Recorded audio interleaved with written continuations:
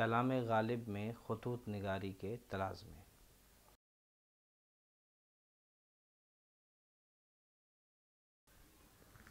زندگی کی ایک بڑی ضرورت دور بیٹھے اپنے کسی دوست یا محبوب یا اپنے عزیز و اقارب کو کسی نہ کسی طرح کا پیغام بھیجنا ہے۔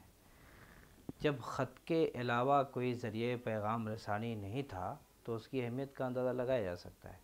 فی زمانہ یہ کام موبائل، انٹرنیٹ یا ای میل اور واٹس ایپ سے اس قدر لیا جا رہا ہے کہ خط جیسا پیغام رسانی کا ذریعہ اب تقریباً متروک ذریعہ معلوم ہوتا ہے، لیکن سچ یہ نہیں۔ خط آج بھی لکھے جاتے ہیں کیونکہ ان کے ذریعے اپنی باتیں دوسروں تک پہنچانے میں جو لطف ہے وہ ای میل میں کہاں، یہ موبائل پر کی جانے والی گفتگو میں کہاں، یا موبائل پر کی جانے والی گفتگو میں کہاں۔ غالب جس زمانے میں جی رہے تھے اس زمانے میں اور بھی عشق و محبت کو پروان چڑھانے کا ایک اہم ذریعہ عاشق اور معشوق کے درمیان ہونے والی خط و کتابت ہماری بھاگتی دوڑتی زندگی کا ایک حسین لمحہ تھا اور ہے۔ کسی زمانے میں یہ خطوط مطلوبہ شخص کے پاس نامبر لے جاتے تھے۔ عاشق کبھی کبھی اپنے اس دوست کو بھی اس کا ذریعہ بنا لیتا تھا جو محبوب کے قریب ہی کہیں رہتا تھا، اور کبھی کبھی تو یہ دوست اس کام کو کرتے کرتے خود بھی محبوب پر عاشق ہو جاتا تھا، جسے اردو شاعری میں رقیب کا نام دیا گیا ہے۔ غالب اپنی غزلیہ شاعری میں غزل کا بنیادی ایجنڈا ہی عشق ہے۔ محبوب اور عاشق کے درمیان ہونے والی خط و کتابت سے متعلق تجربات یا واردات کو بھلا کیوں کر اپنی غزلوں کے مضامین میں جگہ نہیں دیتے۔ غالب کی غزلیہ شاعری میں زندگی کے اس رنگ کے بھی مختلف پہلوؤں کو تلازمے کے طور پر غالب نے برتا ہے، یعنی ان کے خطوط کے تلازمے والے اشعار میں فکشن کا سا اثر پیدا ہو گیا ہے۔ اردو شاعری میں عاشق اور معشوق کے درمیان ہونے والی خط و کتابت سے متعلق تجربات پر مبنی اشعار کی ایک گہری روایت نظر آتی ہے۔ غالب نے اس روایت میں جیسے ازسر نو جان ڈال دی۔ سچ تو یہ ہے کہ غالب سے پہلے اس نوع کے اشعار اردو شاعری میں اتنے مشہور نہیں تھے جتنے غالب کے وہ اشعار جن میں خط و کتابت کے تجربات کی عکاسی کی گئی ہے۔ اس سبق کا مقصد دیوان غالب میں وافر مقدار میں پائے جانے والے ان اشعار کا تجزیاتی مطالعہ پیش کرنا ہے جن میں غالب نے خط و کتابت سے متعلق تجربات کو تلازماتی انداز میں پیش کرتے ہوئے عشق کے روزمرہ کا بیان کیا ہے اور اس بہانے انسانی زندگی کی نفسیات کی قلعی کھول کر رکھ دی ہے۔ تلازمہ خیال کیا ہے؟ تلازمہ عربی زبان کا لفظ ہے جس کے معنی باہم لازم ہونا، انگریزی میں اسے ایسوسیشن آف تھاٹ کہا جاتا ہے، یعنی کئی طرح کے خیالات ایک جگہ جمع ہو جائیں یا ایک خیال سے دوسرا خیال پیدا ہو جائے۔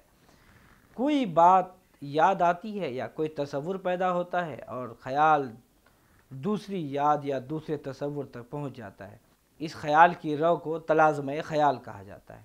پروفیسر عتیق اللہ نے لکھا ہے، آدمی جب دو یا دو سے زیادہ حادثات، واقعات یا حالتوں کا بیک وقت تجربہ کرتا ہے اور ان میں ایک دوسرے کے مشابہ یا متخالف آثار دیکھتا ہے تو ایک کی موجودگی سے دوسری حالتوں یا تجربوں کے خیالات آپ ہی آپ ذہن میں ابھر آتے ہیں۔ ماضی اور حال آپس میں گڑبڑ ہو جاتے ہیں، ایک شے سے دوسری اور دوسری سے تیسری، اس طور پر یا کہ بعد دیگرے اشیاء یا خیالات کا ایک ایسا سلسلہ قائم ہو جاتا ہے جو بہم دیگر موافق بھی ہوتا ہے اور غیر موافق بھی۔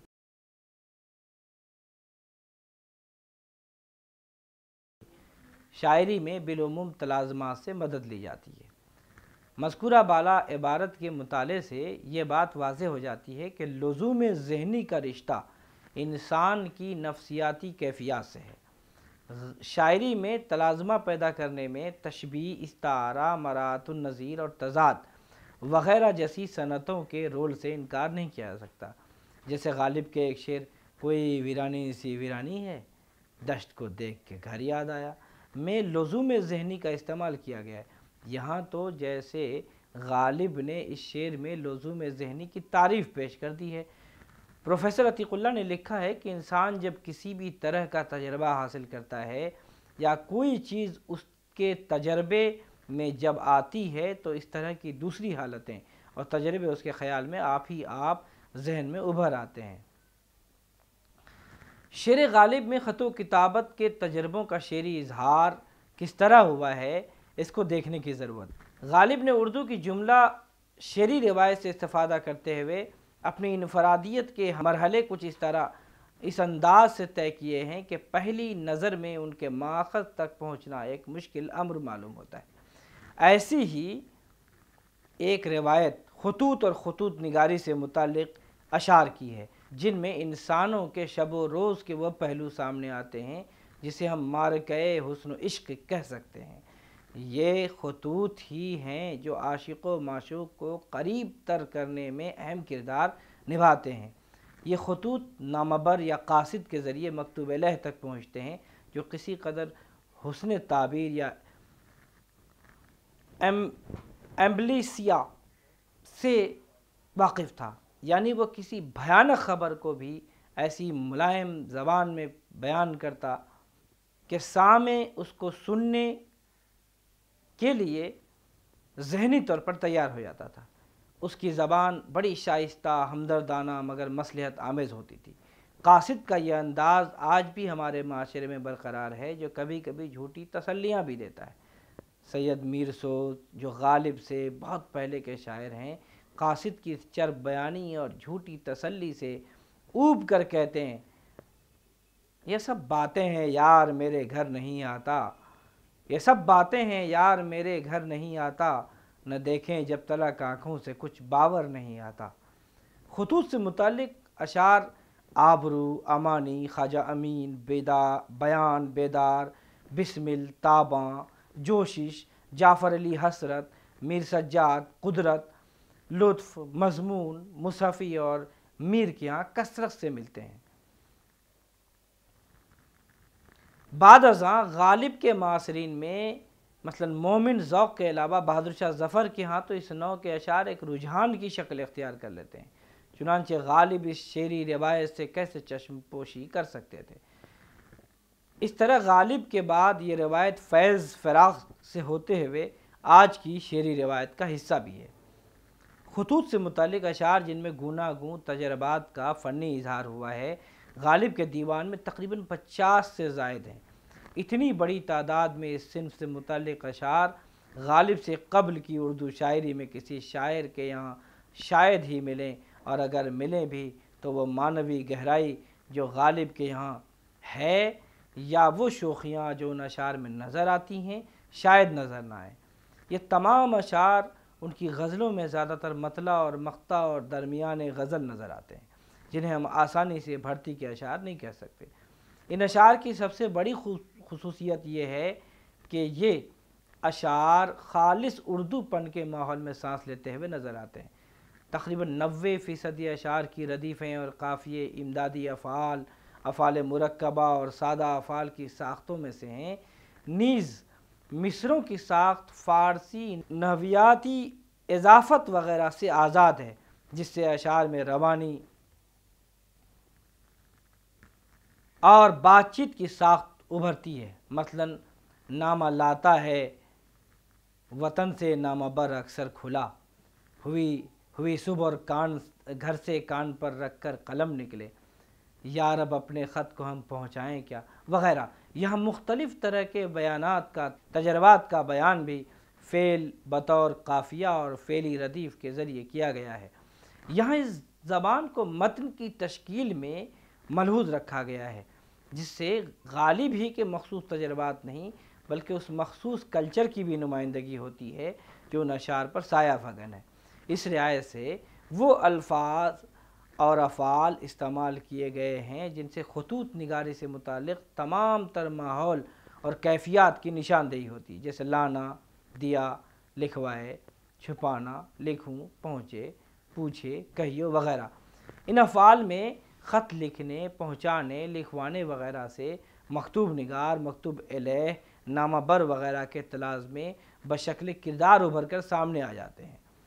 اسما جن میں خط بردار، سرنامہ، غربت، حوادث، حسر، تسنج، پاسخ، مکتوب ذوق خامہ فرسا، قاصد، دیدے دیار، دیارجو، مضمون، کاغذ، پیغام زبانی، جنون شوق اور قلم وغیرہ ایک طرح سے خط سے متعلق طلاسمیں بن کر ابھرتے ہیں۔ غالب 4 اور 6 اعضائی مرکبات کا استعمال زیادہ کرتے ہیں۔ مندرجہ بالا تراکیب یعنی ذوق خامہ فرسا وغیرہ دیکھیں جن سے غالب کے اسلوب میں پیچیدگی اور فارسی زدگی کا ماحول پیدا ہوتا ہے، مگر اختصار کا حسن بھی کچھ انہی تراکیب میں پوشیدہ ہے۔ کہنا یہ ہے کہ ان چند تراکیب کے علاوہ خطوط سے متعلق ان اشعار میں بیشتر الفاظ سامنے کے ہیں جن کا ہم آئے دن استعمال کرتے رہتے ہیں۔ یہ بھی کہہ سکتے ہیں کہ خط و کتابت کے تجربے پر مبنی تقریباً جملہ اشعار سہل ممتنع کی مثالیں ہیں۔ خطوط سے متعلق ان کے جملہ اشعار کو آپ اگر سامنے رکھیں تو 3 شعری کردار ہی نہیں بلکہ ہماری زندگی کے 3 افراد سامنے آتے ہیں۔ ان میں پہلا نام مکتوب نگار کا ہوگا جو ایک عاشق بھی ہو سکتا ہے اور ضروریات زندگی میں الجھا ایک انسان بھی۔ دوسرا وہ ہے جسے خط لکھا جائے یعنی مکتوب علیہ جو محبوب بھی ہے اور ایک انسان بھی جو کسی کی ضرورت کو پوری کرنے کی اہلیت رکھتا ہے۔ تیسرا وہ جو خطوط کو لے جانے اور لے آنے کا کام انجام دیتا ہے جسے ہم نامہ بر، نامہ رساں، نامہ رساں یا بشکل قاصد یا ایلچی کہتے ہیں۔ یہ ان 2 شخصیتوں کے بیچ رابطے کا کام انجام دیتا ہے۔ اب یہ کچھ اشعار ہیں، ان اشعار میں مکتوب نگار کے کردار کے مختلف پہلوؤں پر غور کریں۔ قاصد کے آتے آتے خط کور لکھ رکھوں، میں جانتا ہوں جو وہ لکھیں گے جواب میں، یہ جانتا ہوں کہ تو اور پاسخ مکتوب، مگر ستم زدہ ہوں ذوق خامہ فرسا کا، مگر لکھوائے کوئی اس کو خط تو ہم سے لکھوائے، ہوئی صبح اور گھر سے کان پر رکھ کر قلم نکلے، ہو لیے کیوں نامہ بر کے ساتھ ساتھ، یا رب اپنے خط کو ہم پہنچائیں کیا، نہ دے نامے کو اتنا طول غالب مختصر لکھ دے، کہ حسرت سنج ہوں عرض ستم ہائے جدائی کا، غلط نہ تھا ہمیں خط پر گماں تسلی کا، نہ مانے دیدے دیدار جو تو کیوں کر ہو۔ خط لکھنے والے کی نفسیات، کیفیات، اس کی بے چینی، کرب آسان زبان میں کچھ اس طرح قلم بند ہوئی ہے کہ اس چھوٹے سے مضمون میں اس افسانے کو قید کرنا ممکن نہیں، اور نہ ہی یہاں ایک ایک شعر کی شرح مقصود ہے۔ یہاں ہمیں اس کردار کے تاثرات کو بیان کرنا ہے، کیونکہ شرح نگاری جس کے متعلق جرمنی کا ایک فلسفی کہتا ہے شارح قاری اور مصنف کی دوری کو کم کرنے کے بجائے بڑھانے کا سبب بنتے ہیں۔ یہ خیال جارج آسٹ کا ہے جو اپنی کتاب علم تشریح اور ادبی تنقید ہرمیوٹکس اینڈ لٹریری کرٹیسزم میں یہ نتیجہ اخذ کرتا ہے۔ یہاں وہ انسان جو مکتوب نگاری کے شیوے کو شعری پیکر عطا کرتا ہے وہ بہت ہی عام احساسات اور جذبات رکھنے والا آدمی نہیں ہے، اسے ہم صرف عاشق کہہ کر دراصل اس کے وقار کو ختم کریں گے۔ وہ عاشق ہوتے ہوئے بھی ایک مکمل انسان ہونے کا ثبوت دیتا ہے، اس لیے کہ وہ عاشق تو ضرور ہے مگر مبتلا عشق نہیں ہے۔ یہاں دیکھنے کی کہ قابل چیز اس کا دوسرے سے نباہ کا حسن ہے، اپنے مکتوب علیہ سے برتاؤ کا ہنر ہے، سپردگی ہے مگر بشکل استواری، شکایت بھی ہے مگر ظرافت نے اس میں فلسفیانہ رنگ پیدا کر دیا ہے۔ یہاں ایک غم میں گھلتا ہوا انسان بھی نظر آتا ہے، مگر اس کے چہرے پر تھوڑی سی مسکراہٹ ضرور ہے۔ یہاں وصل کا نام نہ لیجیے، کیونکہ یہاں وصل اس کے ذہن میں اس فکر کا نام ہے کہ اگر نہ ہو تو کہاں جائیں اور ہو تو کیوں کر ہو۔ اسے معلوم ہے کہ کاروبار عشق میں جز قیس نہ آیا کوئی بروئے کار، عشق دراصل قیس و کوہکن کی آزمائش کا نام ہے۔ وہ جانتا ہے کہ جس کو وہ خط لکھتا ہے وہ کبھی بھی اس کے خطوط کا جواب نہیں دے گا مگر اسے اس سے دکھی نہیں ہے۔ وہ تو اپنے ذوق خامہ فرسائی پر نازاں ہے۔ وہ تو اعلانیہ کہتا ہے کہ خط لکھیں گے گرچہ مطلب کچھ نہ ہو، ہم تو عاشق ہیں تمہارے نام کے۔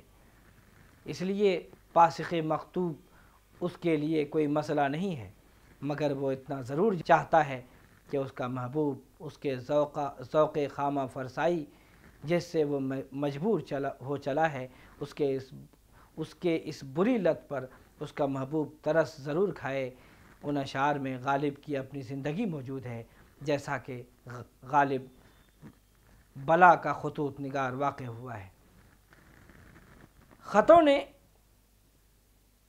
تنگ دستی میں ان کو سہارا دیا، پینشن کے اجرا میں ان سے مدد ملی، سکے کے الزام سے خطوں نے بچایا۔ انہی خطوں میں غالب کے مشکل کلام دور دور تک پہنچے اور مطالب انہی خطوط میں بیان ہوئے، مگر ان اشعار میں جو مکتوب نگار ہے وہ رومانی زیادہ، کاروباری کم ہے۔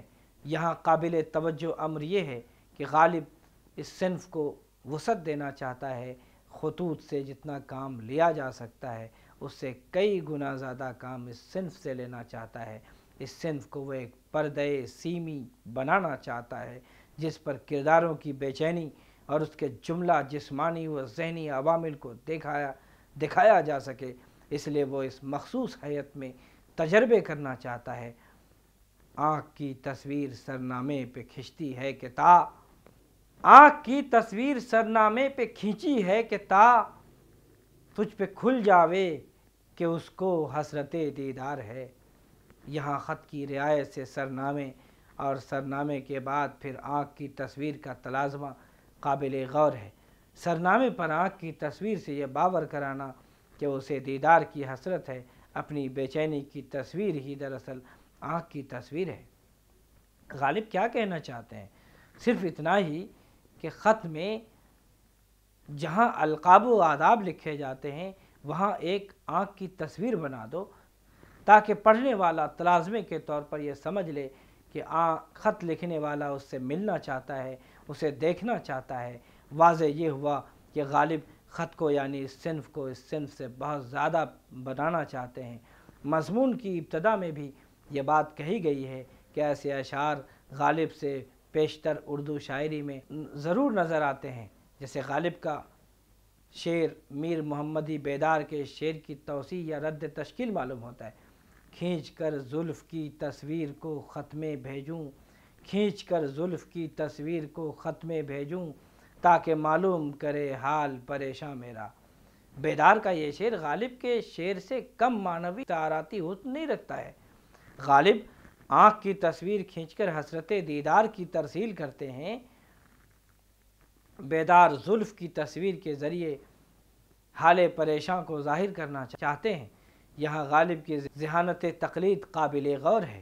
مندرجہ بالا شعر میں وہ شعر جس میں کہا گیا ہے کہ ہو لیے ہم نامہ بر کے ساتھ ساتھ، یا رب اپنے خط کو ہم پہنچائیں کیا، میں آخر نامہ بر کے ساتھ ہو لینے کا کیا مطلب یہ ہے کہ وہ تمام خیالات جو ایک انجمن، ایک دفتر کی صورت میں ذہن میں خلفشار مچائے ہوئے ہیں، وہ بھلا ایک پوسٹ کارڈ پر کیسے مرقوم ہو سکتے ہیں۔ بعض شارحین مثلا بے خود موہانی کے نزدیک غالب نے اپنی محویت کے مضمون کو اس شعر میں باندھا ہے کہ اس کے خیالوں میں وہ اتنا گم ہے کہ وہ خط دے کر نامہ بر کے ساتھ ساتھ خود مکتوب علیہ یعنی محبوب کے در پر پہنچ کر پیچ و تاب میں پڑ جاتا ہے۔ شیخ شرف الدین مضمون کا یہ شعر دیکھیں: یہ اشک آنکھوں میں قاصد کس طرح یکدم نہیں تھمتا، یہ اشک آنکھوں میں قاصد کس طرح یکدم نہیں تھمتا، دل بیتاب کا شاید لیے مکتوب جاتا ہے، دل بیتاب کا مکتوب لے کر شہر حسن کی طرف چل پڑتا ہے۔ یہاں شعر میں اسی داخلی جذبے محویت یا استغراق کو باندھا گیا ہے جو غالب کے شعر سے کہیں زیادہ معنوی حسن رکھتا ہے۔ عشق کی جنگ میں خطوط نویسی کا رول کسی بھی جنگ میں استعمال ہونے والے ایٹم بم سے کم نہیں۔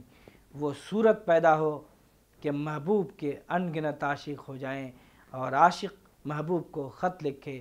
ایسے میں جو بہت ہی فعال عاشق ہے اس کو یہ ترکیب سوجھی کہ کیوں نہ خطوط نویسی یعنی منشی گیری کا شیوا اپنا لیا جائے، تاکہ ہر وہ شخص جس کو اچھا خط لکھوانا ہو اور جو ان پڑھ ہو اسی سے خط لکھوائے، اور وہ عشق کی راہ میں ہر کس و ناکس کی چالوں سے واقف ہو جائے اور اس کا اپنا تیر نشانے پر لگے۔ اب یہ حضرت صبح سویرے کان پر قلم رکھ کر گھر سے نکل پڑتے ہیں، مگر لکھوائے اس کو خط کوئی تو ہم سے لکھوائے۔ ہوئی صبح اور گھر سے کان پر رکھ کر قلم نکلے۔ سید میر سوز کا یہ شعر کچھ اس طرح کے ہوشیار عاشق کا ایک کردار پیش کرتا ہے، جس میں وہ خطوط میں محبوب کو لکھ رہے ہیں، ان خطوط کا نامعبر ہونے کا خیال ظاہر کیا ہے۔ غالب کا شعر اس مضمون میں جان ڈال دیتا ہے۔ میر سوز کا یہ شعر دیکھیں: جن کے نامے پہنچتے ہیں تجھ تک، جن کے نامے پہنچتے ہیں تجھ تک، کاش میں ان کا نامہ بر ہوتا۔ مذکورہ بالا اشعار میں غالب کے اسلوب کا طرِ امتیاز یعنی انشائی اسلوب بھی موجود ہے۔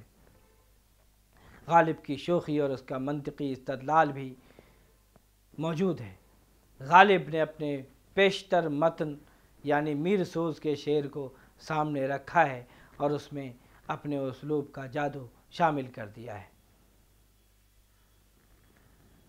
دوسرا کردار مکتوب الیہ کا ہے، جو ایک محبوب بھی ہے اور جس کے پاس مکتوب نگار کے ستم ہائے جدائی اور وہ آنکھیں جو دیدے دیدار جو ہیں کا علاج ہے۔ غالب کی شاعری کے ابتدائی دور کا محبوب اکبر شاہ ثانی کا غازہ اپنے چہرے پر لیے پھرتا ہے، جسے غالب کے ان خطوط سے متعلق اشعار میں دیکھا جا سکتا ہے۔ مسی آلودہ ہے ہر نوازش نامہ پیدا ہے، کہ داغے آرزوئے بوسہ لایا ہے پیام اس کا۔ نامہ بھی لکھتے ہو تو بخط غبار حیف، نامہ بھی لکھتے ہو تو بخط غبار حیف، رکھتے ہو مجھ سے اتنی کدورت ہزار حیف۔ مگر بعد کے ادوار میں محبوب کی یہ وضع قائم نہیں رہ پاتی۔